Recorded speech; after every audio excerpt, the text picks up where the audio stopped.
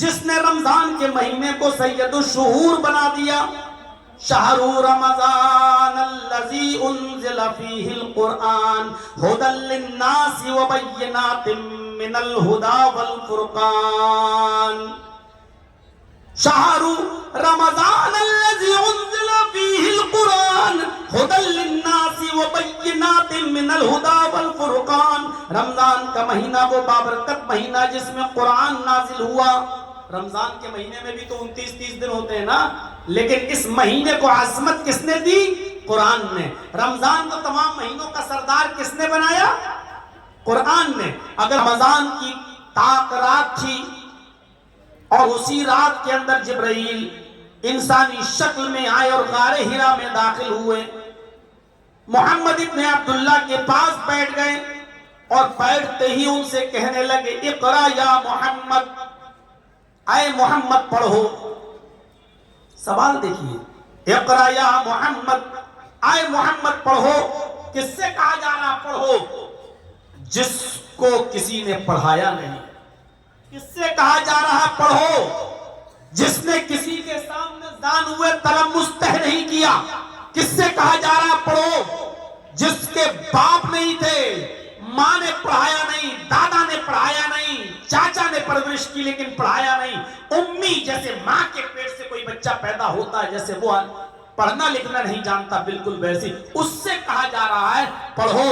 اقرا یا محمد، اے محمد پڑھو. تو ظاہر بات ہے اگر جرجیس کو کسی نے پڑھایا نہ ہو تو جرجیس کیا کہے گا؟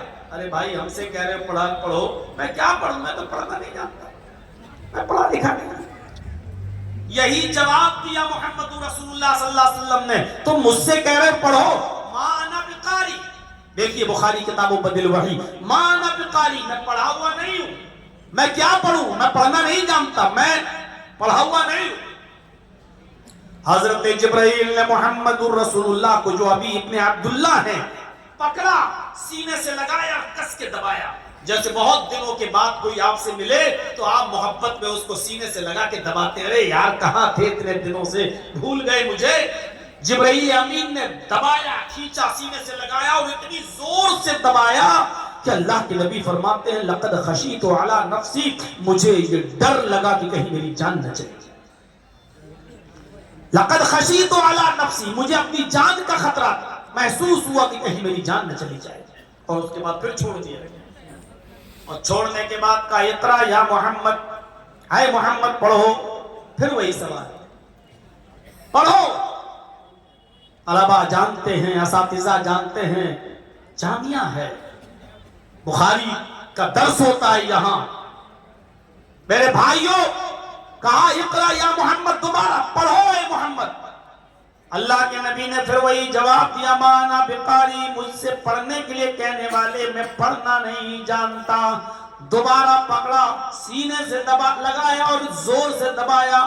اللہ کے نبی فرماتے ہیں میری وہی کیفیت تھی، ایسا لگا کہ کہیں میری جان نہ چلی جائے. اس کے بعد چھوڑا اور چھوڑنے کے بعد پھر کہا اقرا یا محمد، اے محمد پڑھو. میں نے پھر وہی جواب دیا، ما انا بقاری، میں پڑھنا نہیں جانتا. میں پیدا ہوا تو باپ نہیں، 6 سال کا ہوا تو ماں بھی چھوڑ کر چلی گئی، 8 سال کا ہوا تو دادا بھی چھوڑ کے چلا گیا. مجھے کسی نے پڑھایا ہی نہیں، میں کیا پڑھوں، میں پڑھنا نہیں جانتا.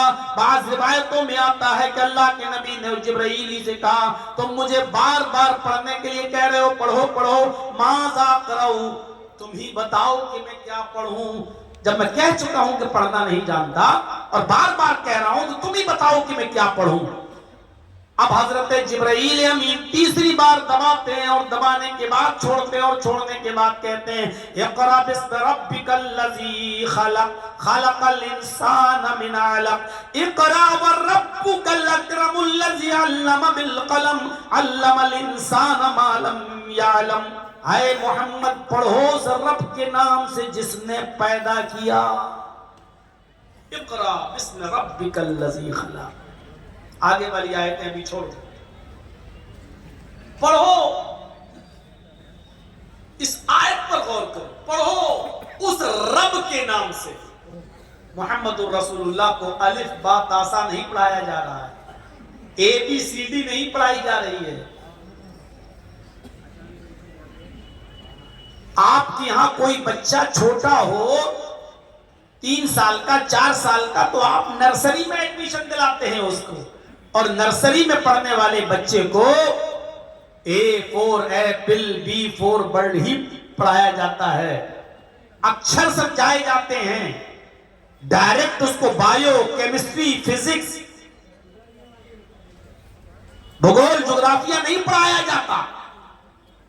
عرب کے لوگوں کا مزاج کیسا تھا, وہ لوگ کون سی بات سمجھ سکتے تھے اور کون سی بات ان کی عقل میں بیٹھ سکتی تھی, اس چیز کو ذہن میں رکھتے ہوئے میرے بھائیوں اس بات کی طرف اشارہ کیا گیا اور یہ فرمایا گیا اقرأ بسم ربک الذی خلق. عرب کے لوگوں کے دل اور ان کے قلوب اور ان کے اذہان اس بات کو ایکسپٹ کر سکتے تھے, اس لیے تعلیم یہ دی جا رہی ہے. اقرأ بسم ربک الذی خلق, پڑھو اس رب کے نام سے جس نے پیدا کیا. جس نے پیدا کیا, وہ جانتے تھے کہ پیدا کرنے والا کوئی ہے. آج ہم تو دہریہ لوگ کمیونسٹ لوگ کہتے ہیں کہ نہیں دنیا ایسی ہی چل رہی ہے, کسی نے پیدا نہیں کیا, اپنے آپ چل رہی ہے. اور ڈارون کا نظریہ تو یہ تھا کہ انسان پہلے بندر تھا اور بندر سے دھیرے دھیرے انسان بنا, اور وہ کہتے ہیں کہ انسان لوگ پیدا ہوتے رہے ہیں, ہوتے رہیں گے, مرتے رہیں گے, اور ایسے ہی دنیا چلتی رہے گی اور زمانہ ترقی کرتا رہے گا. اس کو کسی نے نہیں بنایا. یہ ادھرمی لوگ, پاپی لوگ اور ناستک لوگ یہ عقیدہ رکھتے ہیں. میرے بھائیوں عرب کے کافروں کا بھی عقیدہ نہیں تھا, وہ جانتے تھے کہ پیدا کرنے والا کوئی ہے.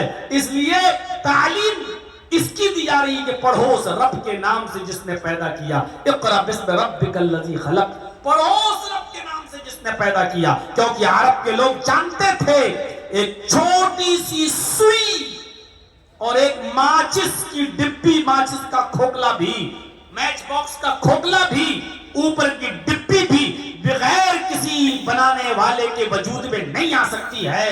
جب ایک چھوٹی سی ٹیبل, چھوٹی سی میز جب بغیر کسی بنانے والے کے وجود میں نہیں آ سکتی ہے, تو اتنی بڑی زمین, اتنا بڑا آسمان, یہ چاند, یہ سورج, یہ ستارے, یہ سیارے بغیر کسی بنانے والے کے وجود میں کیسے آ جائیں گے, تو جانتے تھے.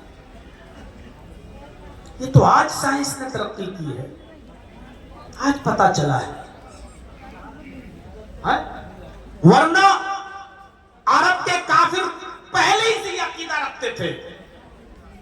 اے محمد صلی اللہ علیہ وسلم اگر آپ ان سے سوال کریں کہ زمین و آسمان کا خالق کون ہے تو یہ یہی جواب دیں گے اللہ. ان سے پوچھو کہ آسمان سے بارش کون برساتا ہے تو یہ جواب دیں گے اللہ. ان سے پوچھو کہ یخرج الحی من المیت و یخرج المیت من الحی, ان سے پوچھو زندہ سے مردہ اور مردہ سے زندہ چیز کو کون نکالتا ہے. انڈا مردہ چیز ہے, زندہ مرغی کا بچہ کون نکالتا ہے. مرغی زندہ چیز ہے اور اس سے انڈا بے جان چیز کون نکالتا ہے. یخرج الحی من المیت, مردہ سے زندہ اور زندہ سے مردہ کو کون نکالتا ہے. لَيَقُولُنَّ اللَّهُ, تو یہ یہی جواب دیں گے اللہ. ان سے پوچھو کہ تمہاری پریشانیوں کو اور مصیبتوں کو کون دور کرتا ہے اور تمہاری دعاؤں کو کون سنتا ہے تو کہیں گے اللہ. سننے والا تو وہی ہے, یہ الگ بات ہے کہ یہ سفارشی ہیں, یہ اللہ کے قریبی لوگ ہیں جو اللہ تک دعا لے کے جاتے ہیں. سنتا تو وہی ہے. سائنس نے تو آج ترقی کر کے بتایا ہے, آج ترقی کر کے بتایا ہے یہ پہلے آسمان کی اونچائی کتنی ہے, پھر ایک آسمان کے بعد دوسرا آسمان, اس کی اونچائی اور اس کی مسافت کتنی ہے, یہ تو آج کی سائنس نے بتایا ہے. یہ آسمان جو ہم اور آپ دیکھتے ہیں, یہ سورج جو ہم دیکھتے ہیں, جو ہماری زمین سے 9 کروڑ 30 لاکھ میل کی بلندی پر ہے, اتنا بڑا ہے کہ جس دنیا میں ہم اور آپ رہتے ہیں, دنیا میں ہم برہیٹ کی بات نہیں کر رہے ہیں, ہم جھارکھنڈ کی بات نہیں کر رہے ہیں, ہم اسٹیٹ لیول کی بات, جس دنیا میں ہم انڈیا کی بھی بات نہیں کر رہے ہیں, جس دنیا میں ہم اور آپ رہتے ہیں, اس دنیا کو سمیٹ کر, اس دنیا کو اکٹھا کر کے, اس دنیا کو سورج میں پھینک دیا جائے تو ایسا نظر آئے گا، یہ دنیا ایسی دکھائی دے گی جیسے بہت بڑے میدان میں ایک فٹ بال پڑی ہوئی ہے، ایک بہت بڑی فیلڈ میں ایک فٹ بال پڑی ہوئی ہے۔ فٹ بال کا گراؤنڈ آپ نے دیکھا ہوگا، فٹ بال کے کھلاڑیوں کو آپ نے دیکھا ہوگا، کتنا بڑا گراؤنڈ اسٹیڈیم ہوتا ہے، اس گراؤنڈ کو سمجھ لو، اس گراؤنڈ میں فٹ بال پڑی ہوئی ہے۔ یہ سورج یہ اتنا بڑا ہے اس دنیا سے۔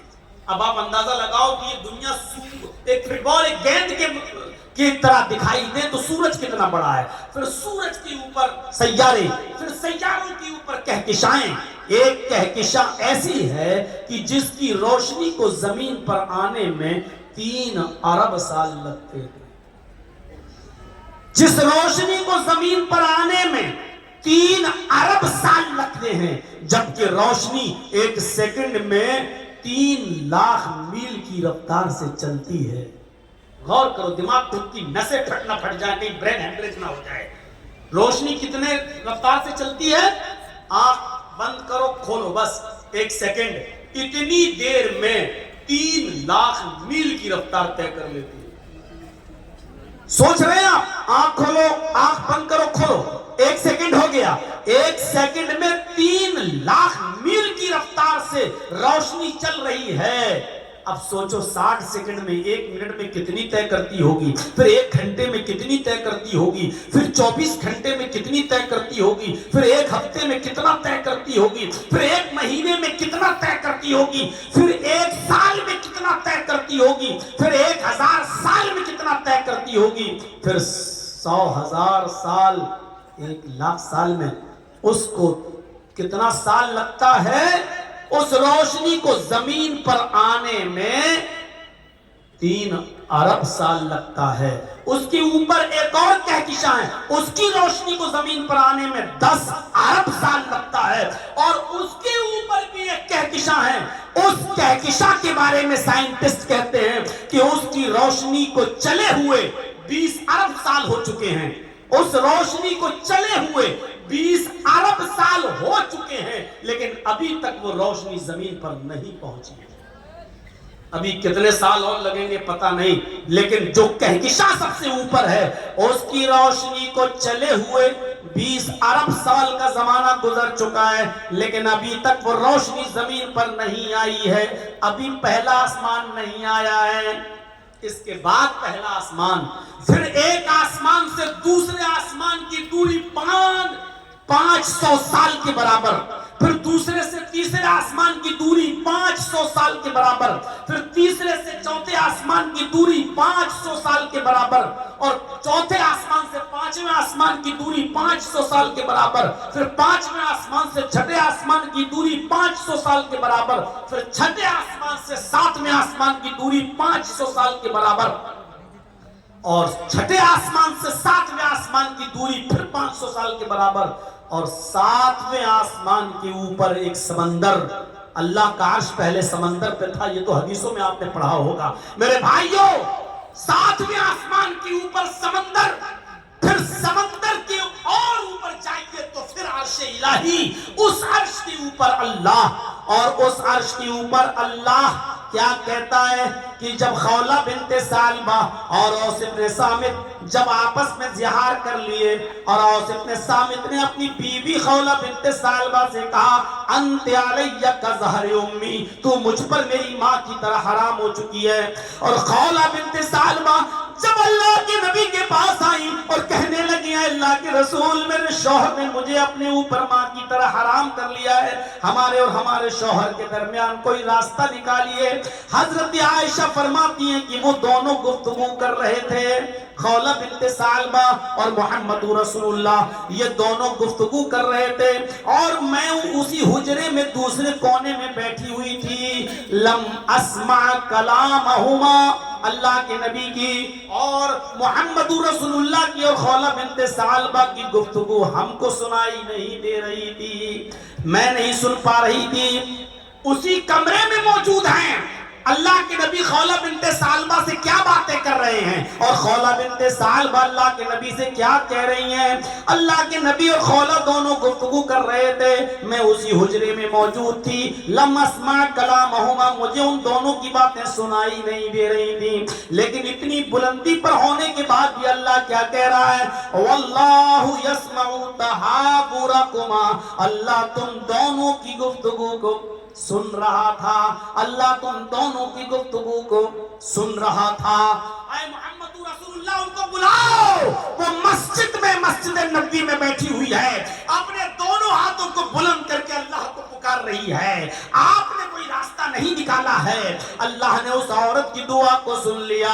قد سمع اللہ قول التی تجادلک فی زوجہا, جو اپنے شوہر کے بارے میں آپ سے گفتگو کر رہی تھی, اللہ نے اس عورت کی دعا کو سن لیا, اس کی پکار کو سن لیا. واللہ یسمع تحاورکما, اللہ تم دونوں کی گفتگو کو سن رہا تھا. غور کیجئے, سب سے پہلے اس رب کی شناخت کرائی جا رہی ہے. یہ طلبہ غور کریں کہ سب سے پہلے یہی آیت کیوں نازل ہوئی, اقرأ باسم ربک الذی خلق. اس رب کی پہچان پہلے بتائی جا رہی ہے کہ اس رب کو پہچانو جس نے ساری کائنات کو پیدا کیا ہے, جس کے سماعت کا عالم یہ ہے کہ حضرت عائشہ بغل میں بیٹھی ہیں اور نبی کی گفتگو نہیں سن پا رہی ہیں. اللہ اتنی بلندی پر, اتنی بلندی سے ان دونوں کی گفتگو کو سن رہا تھا. وہ کالی رات میں, کالے جنگل میں, کالے پہاڑ پر بھی اگر کوئی کالی چیونٹی چلتی ہے تو وہ صرف چلتی ہے نہیں, وہ پیر جب پہاڑ کے اوپر رکھتی ہے اور رینگتی ہے تو اس کے پیر کے پہاڑ پر رکھنے کی جو آہٹ اور آواز ہوتی ہے, ہمارا رب اس کو بھی سن لیتا. اس کو ضرورت نہیں ہے, چرجیز کو ضرورت پڑتی ہے دور تک آواز پہنچانے کے لیے مائک کی, اور اپنی آواز پہنچانے کے لیے انٹرنیٹ کی. اللہ کو ضرورت نہیں ہے, وہ محتاج نہیں ہے, وہ کسی بھی وسیلے کا محتاج نہیں ہے, وہ ڈائریکٹ سنتا اور خود سنتا ہے. حضرت عائشہ نبی کی بیوی وہ کہہ رہی ہے لم اسمع کلامہما, وہ دونوں کیا باتیں کر رہے تھے, ہم کو سنائی نہیں دے رہا تھا. اور اللہ کہہ رہا ہے واللہ یسمع تحاورکما, اللہ تم دونوں کی گفتگو کو سن رہا تھا. اقرأ باسم ربک الذی خلق, پڑھو اس رب کے نام سے جس نے پیدا کیا.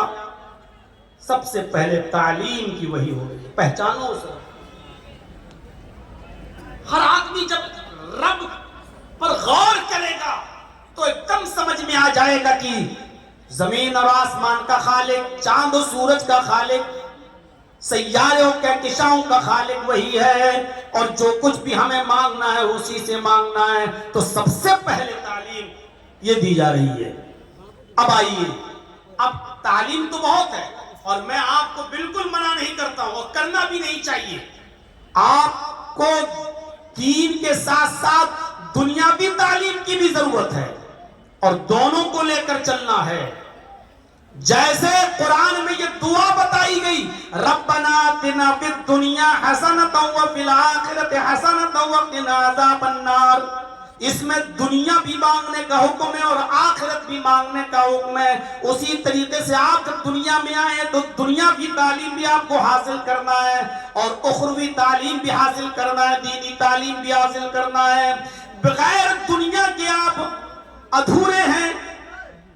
بہت سے مولوی لوگ آئیں گے اور تقریر کریں گے دنیا ایسی دنیا ویسی. ارے بغیر دنیا کے کوئی رہ بھی نہیں سکتا.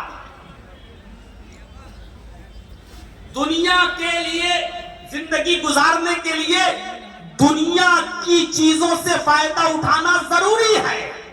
دنیا کی حیثیت پانی کی طرح ہے اور انسان کشتی کی طرح ہے. پانی, سمندر, ندی, اور انسان کی حیثیت کشتی. اب دیکھیے, انسان کشتی ہے اور دنیا پانی ہے.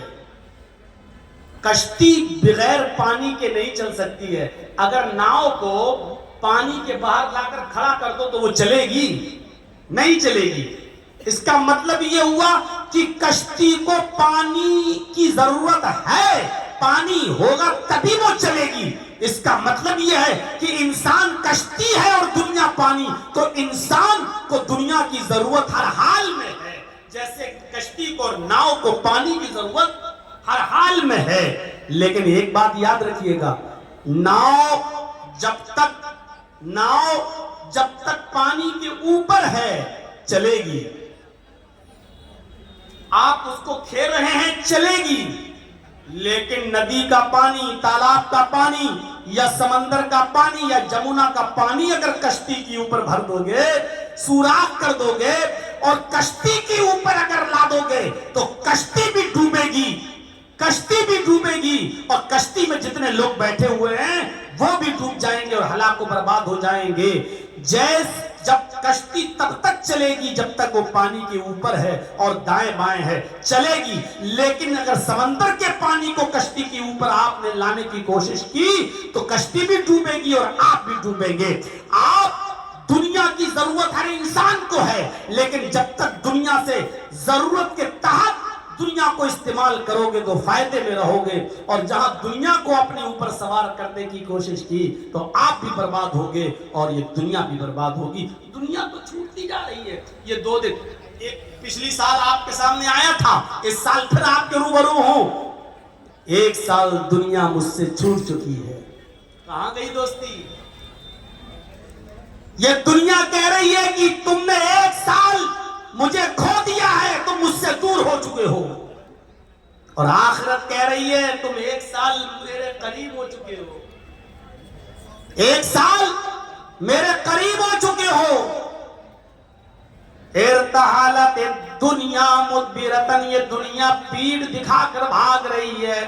والآخرت مقبلتن، اور آخرت سامنے سے آ رہی ہے، تمہارے سامنے آ رہی ہے. وَلِكُلِّ وَاحِدَةٍ مِّنْهُمَا بَنُونَ، دنیا کے بھی اولادیں ہیں اور آخرت کی بھی اولادیں ہیں. دنیا کے بھی بچے ہیں اور آخرت کے بھی بچے ہیں. كُونُوا مِنْ أَبْنَاءِ الْآخِرَةِ وَلَا تَكُونُوا مِنْ أَبْنَاءِ الدُّنْيَا، آخرت کی اولاد بنو، دنیا کی اولاد مت بنو. اس لیے کہ دنیا تمہیں چھوڑ دے گی لیکن آخرت تمہیں نہیں چھوڑے گی. دنیا تمہیں ترک کر دے گی لیکن آخرت تمہیں ترک نہیں کرے گی. میرے بھائیو، اس دنیا میں ہمیں دنیاوی تعلیم بھی حاصل کرنا ہے اور اخروی تعلیم بھی حاصل کرنا ہے.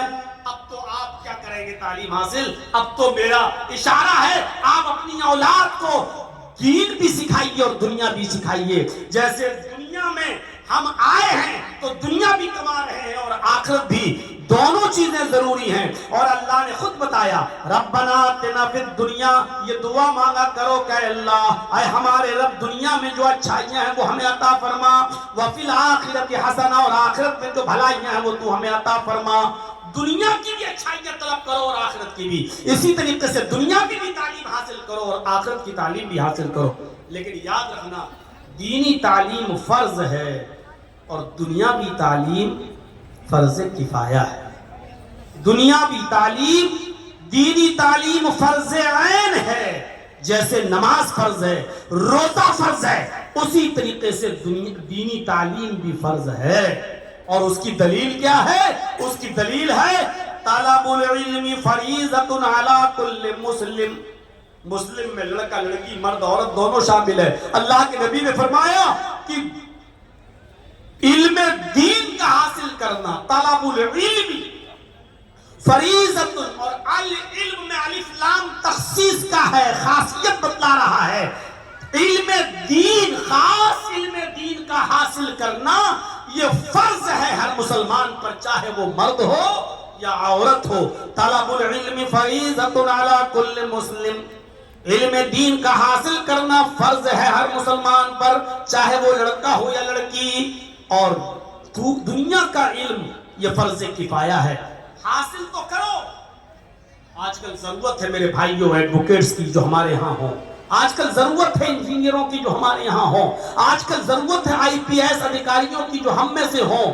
آج کل ضرورت ہے کہ ہم دنیاوی تعلیم میں بھی آگے رہیں لیکن دین کو فراموش نہ کریں. اور موجودہ زمانے میں اگر دینی تعلیم حاصل کرنا بہت مشکل ہو رہا ہے تو کم سے کم اتنی تو دینی تعلیم حاصل کر لو کہ آپ کوئی نہ ملے تو اپنے بیٹے کا نکاح پڑھا سکو، اور کوئی نہ ملے تو اپنے باپ کا نماز جنازہ پڑھا سکو، اور اپنے باپ کی قبر پر جا کر جس نے زندگی بھر تمہیں پال پوس کے بڑا کیا اس کی قبر پر جا کر یہ دعا کر سکو کہ اللہم اغفر لہ وارحمہ وعافہ واعف عنہ واکرم نزلہ ووسع مدخلہ واغسلہ بالماء والثلج والبرد۔ یہ دعا پڑھ سکو کہ اللہ یہ میرا باپ ہے، تیری رحمت کا محتاج ہے، اس قبر کے اندر موجود ہے، تو اس کو بخش دے، اللہ اس کی مغفرت فرما، اللہ میرے باپ پر رحم فرما، اے اللہ ان کی بہترین مہمان نوازی فرما، اے اللہ ان کی قبر کو کشادہ فرما۔ کم سے کم آپ اتنا تو علم حاصل کریں کہ اپنی اولاد کو بتا سکیں کہ کیا ہے۔ میرے بھائیوں، دینی تعلیم دنیا سب سے بہتر قرآن کی تعلیم حاصل کرنا ہے، علم دین قرآن۔ خیرکم من تعلم القرآن وعلمہ، تم میں سب سے بہتر لوگ وہ ہیں، خیرکم من تعلم القرآن وعلمہ، تم میں سب سے بہتر لوگ وہ ہیں جو قرآن کو سیکھتے اور سکھاتے ہیں۔ ہمارے طلبہ موجود ہوں گے، قرآن کتنی عظیم مقدس کتاب کو تم اس کا علم حاصل کر رہے ہو، یہ قرآن ہی تو ہے جس نے حیثیتیں بدل دی۔ ارے مکہ کیا تھا؟ ام الخبائث، کیا نہیں ہوتا تھا مکے کے اندر؟ مکے کو لوگ ام الخبائث کہتے تھے، ساری گندی جگہوں کی ماں۔ لیکن جب قرآن مکے میں نازل ہوا محمد رسول اللہ کے قلب اطہر پر، تو اس قرآن کی برکت سے اللہ نے مکے کو ام القری بنا دیا۔ یہ قرآن ہی تو تھا جو ام الخبائث کو ام القری بنا رہا ہے۔ غور کرو، یہ قرآن ہی تو ہے جس نے رمضان کے مہینے کو سید الشہور بنا دیا۔ شہر رمضان الذی انزل فیہ القرآن ھدی للناس وبینات من الہدی والفرقان۔ شہر رمضان الذی انزل فیہ القرآن ھدی للناس وبینات من الہدی والفرقان۔ رمضان کا مہینہ وہ بابرکت مہینہ جس میں قرآن نازل ہوا۔ رمضان کے مہینے میں بھی تو 29-30 دن ہوتے ہیں نا، لیکن اس مہینے کو عظمت کس نے دی؟ قرآن نے۔ رمضان کو تمام مہینوں کا سردار کس نے بنایا؟ قرآن نے۔ اگر قرآن رمضان کے مہینے میں نازل نہیں ہوا ہوتا تو رمضان کی وہ حیثیت نہیں ہوتی۔ رمضان کو تمام مہینوں کا سردار کس نے بنایا؟ قرآن نے۔ یہ ہے قرآن کی عظمت۔